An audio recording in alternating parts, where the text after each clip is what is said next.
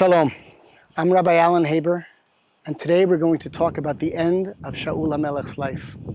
This mountain that I'm standing on is called Har Shaul, because it's on this mountain that he died. Over there, on the mountain called Givat HaMoreh, the Plishtim, the Philistine enemy, was camped with a massive army in the village of Shunem, over there to our right, and Shaul's army was camped in the valley below. The prophet Shmuel was dead, and Shaul had no way of communicating with Hashem. He so much wanted communication. He wanted to know what to do. He tried all kinds of methods, but God was angry at Shaul, and there was no answer. In the end, he decided to disguise himself and to sneak out at night through this valley in search of a witch who could perhaps bring Shmuel up from the dead so that he could communicate with him. This was against the Torah, but Shaul was desperate.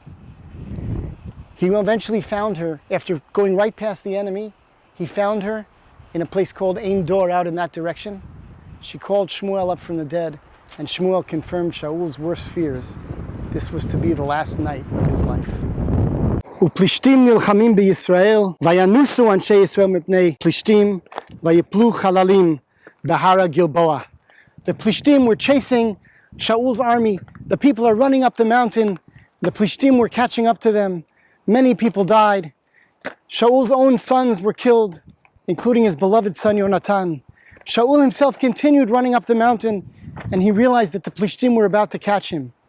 Rather than allow the enemy to capture a Melech Yisrael, Shaul made the difficult decision to fall on his own sword and to take his own life.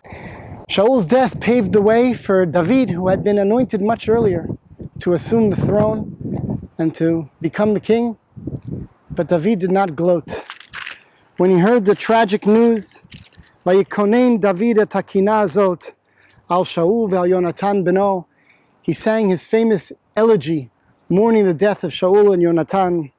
Hatzvi Yisrael al bamotecha chalal ech naflu giborim. As part of his beautiful eulogy for Shaul and Yonatan, David poetically cursed the Gilboa mountain. Hareva Gilboa al tal ve'al matar alechem. And some say that to this very day, on this part of the mountain where no trees grow, you can see still the echoes of David's pained cries as an eternal monument to Shaul, the first king of Israel.